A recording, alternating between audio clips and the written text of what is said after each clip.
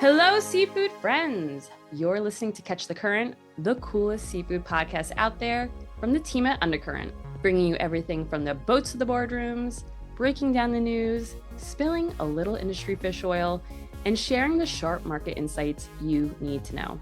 I'm Amanda Buckle. And I'm Lorin Castiglione. Lots of moves being made in the seafood space. So news broke this week that Umios, formerly Maruha Natiro Corporation, will acquire a 51% stake in Malaysian pet food manufacturer Pet World International for $77 million.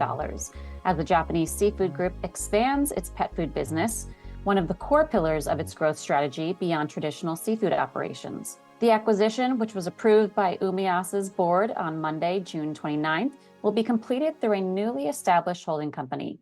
The companies expect to sign a share purchase agreement on July 16th, with the closing scheduled for September. Pet World International is Malaysia's second largest pet food manufacturer and the country's largest locally owned producer. The company's pet food business dates back to 2004, although the current holding company was established in 2018. The company employs around 350 people and has built a leading position in dry pet food, holding a 35% share of Malaysia's dog dry food market and a 17% share of the cat dry food segment. Its product range spans economy, premium, and functional nutrition products for both dogs and cats. And Pet World International operates Malaysia's only pet food manufacturing facility certified under the British Retail Consortium Global Standard for Food Safety. And its products are distributed through more than 10,000 retail outlets, including supermarkets, pet specialty stores, and convenience stores, as well as its own e-commerce platform. Check out Undercurrent for details on the company's financials.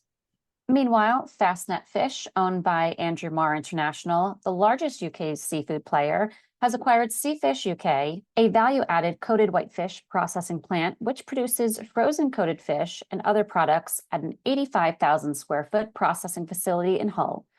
Seafish operates 3 production lines capable of manufacturing, freezing, and packing up to 3 metric tons of finished retail products per hour.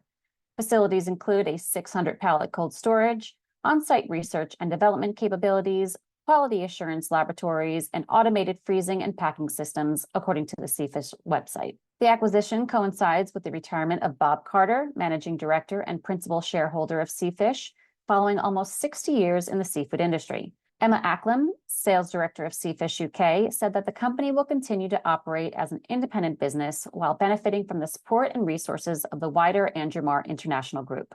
And again, full story in the show notes. Now, our coverage continues with Mowi, which has agreed to sell its East Canada salmon farming operations to Cooke for $159 million US. The news broke Tuesday, and the transaction covers Mowi's salmon farming operations in New Brunswick, Prince Edward Island, and Newfoundland and Labrador, including freshwater hatcheries, sea farming sites, and 2 processing plants.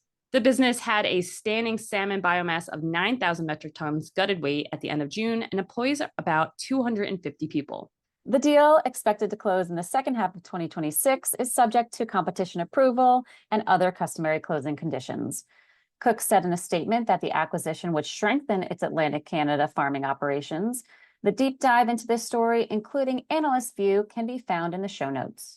Meanwhile, whitefish processing plant Espersen also announced this week it has opened consultations regarding a significant reduction of its primary production activities in Poland and the sale of the facilities that have historically housed the company's primary operations. As Undercurrent reported, the decision comes after a difficult 2025 financial result and represents a strategic shift away from primary processing to focus on accelerating growth in its added value consumer business. Espersen will continue its primary production in Vietnam, which it says plays an important role in serving customers outside Europe and provides greater flexibility in the company's global sourcing and production setup. Selling its primary processing in Poland will leave it with Vietnam as the sole primary processing facility, plus consumer production units in Poland and Denmark. The firm said that the consultation process in Poland will be conducted in accordance with Polish legislation and in close dialogue with employee representatives. Approximately 650 employees are connected to the primary business in Poland, including indirect support functions. And despite continued uncertainty in global seafood markets, Espersen said it enters a new chapter with renewed confidence, with strong financing, a simplified production footprint, and a clear strategic direction centered on profitable consumer growth, operational excellence, and closer collaboration with customers.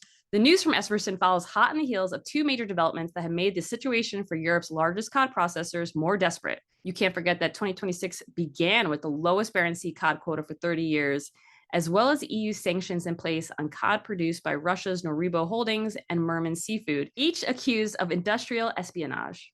Full story in the show notes. And to round out our recent seafood M&A news, Undercurrent reported last week that Fortune Fish and Gourmet has agreed to acquire two operations from Inland Fresh Seafood Corporation of America, which will expand the acquisitive Illinois-based distributor in the U.S. South. Private equity-backed Fortune announced the completion of the buyout for the inland operating divisions in Houston, Texas, and New Orleans, Louisiana on Thursday, June 25th, with the deal formally closed on June 27th. In a joint statement confirming what UCN sources had said about the acquisition, Fortune and Inland billed it as a win for both companies. Fortune, which is majority owned by Investcorp, expands its presence across Texas, Louisiana, and southern Mississippi with the acquisition. At the same time, Inland sharpens its focus on its core Southeast markets and positions itself for continued growth and investment across its remaining operations. Antarctica Advisors, a Miami, Florida-based seafood corporate finance firm, acted as the advisor to Inland. The acquisition of the two inland facilities follows Fortune's return to M&A at the end of 2025, when the company acquired Durham, North Carolina-based Simply Fresh. That was after the huge summer 2023 buyout of Boston Sword and Tuna. Before that, Fortune had been on an acquisition spree, acquiring 6 other processors and distributors after it received investment from Investcorp in February 2020. Fortune International is set to hit $1.3 billion in revenue in 2026 with the acquisition. Full story from Undercurrent founder Tom Seaman, including news on more M&As in the works, can be found on undercurrentnews.com. Moving along, Endless Shrimp is out at Red Lobster, but Crabfest is back in, baby. Joining us now is the big crab himself, Undercurrent price analyst Gary Morrison. Hey, Amanda, how are you? So Crabfest is back at Red Lobster, and they've got a couple of different options for people, but it's going to cost you. So they're kind of trying to hit everybody at different price points. So you can start off at $30 for a crab your way entree, which is a pound of snow crab legs and a side for $29.99. I think we know that Red Lobster stepped into the snow crab market relatively early part of the Gulf of St. Lawrence season, and they booked product right through. So they took a big portion of the quota from the Gulf. So we had kind of an inclination that they were going to, feature this again this year. But the price point is certainly a little bit higher than previous years. And I think in my travels, I've seen a lot more restaurants than I expected for all you can eat crab legs and snow crab being the legs that they're featuring. I think it's funny that you say that because I thought the same thing. I feel like I haven't really seen it, but all of a sudden I'm seeing all these offers pop up from these restaurants that are hosting these all you can eat feasts. I found one by me. I'm in the Jersey Shore area, and they have one at $49.95 per person, all you can eat snow crab. And that, comes with all the works too. And Gary, you found quite the deal towards Atlantic City. Yeah, I was down walking Atlantic City Boardwalk, over the weekend, and I saw a $29.99 all you can eat snow crab. Yeah, it was only on Mondays and Tuesdays, so certainly not every day. Limited time and limited days. So I think they knew that they had some exposure when I talked to the person behind the counter. He did say that it's very thin margins on that product, and that's why they're limiting it to 2 days this year. Try to drive some business into the restaurant. To circle them back to now Red Lobster. So last year, their Crab Fest launched their seafood boils, which got a lot of hype on social media, and it attracted that crowd. Like you said, Gary, it drew them in, it made them order other things. So what they did this year now is they've created, this is like basically the one new thing on the Crab Fest menu this year, is this Crab Fest boil, which offers guests twice the portion of crab as any existing Red Lobster boil. So you're getting, normally in these seafood boils, you're getting half a pound of crab legs, and they're giving you a full pound in this. Prices vary between, I found one as low as $43.99 in like Louisiana, but then up to $48.99 in Toms River, New Jersey. And so they've also added Tanner crab as a premium add-on. And I thought this was interesting, is that last year they advertised it as a $9 upcharge.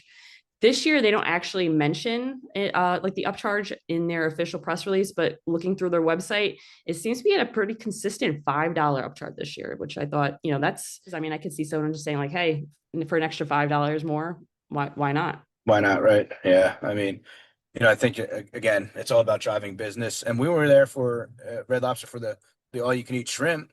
There were a lot of seafood boils going out. Remember that we made mention of that. We kind of surprised that, during the shrimp promotions that a lot of seafood boils were going out.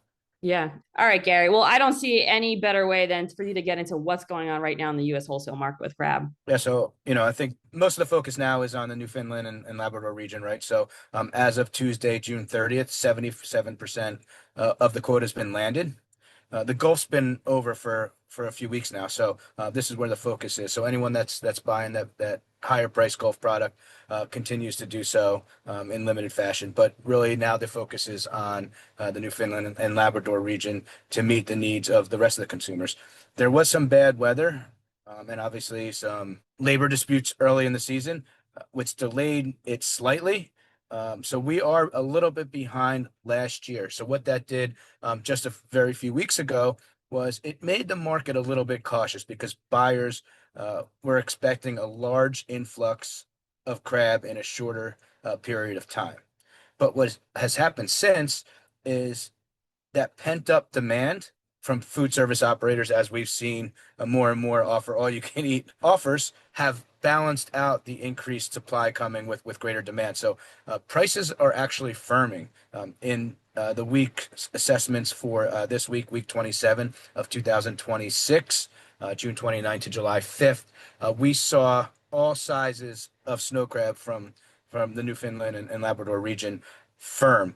The benchmark 5 to 8 have reached over $10 per pound.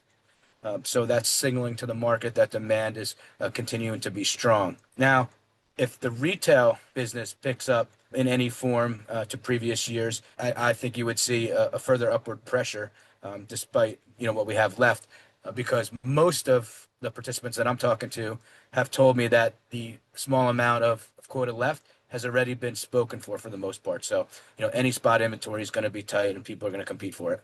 All our weekly price assessments, along with our commentary and wrap up stories, log into Undercurrent. Make sure you have a subscription to UCN 360.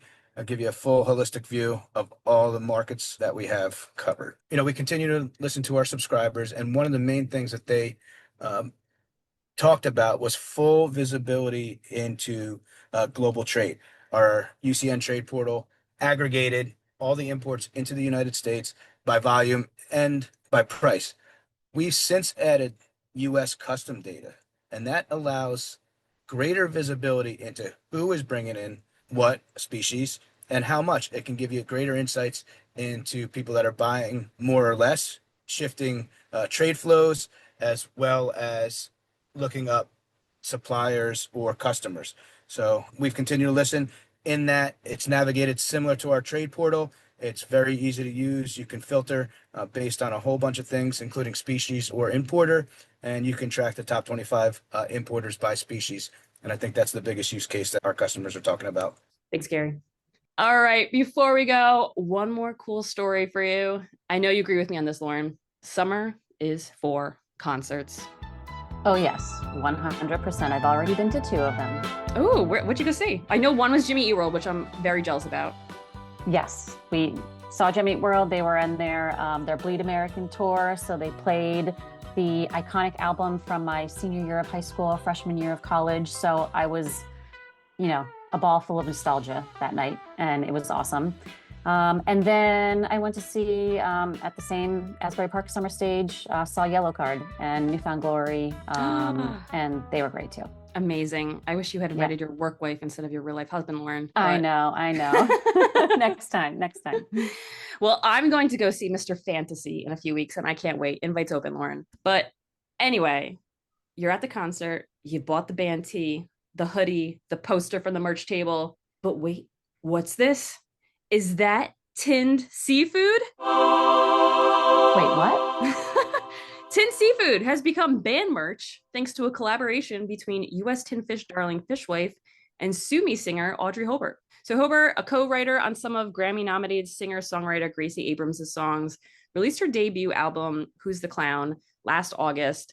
And while promoting the album at the time, Hobart revealed in an interview with Dazed that her dream collab would be with, and I quote, whoever runs the company Fishwife Tin Seafood.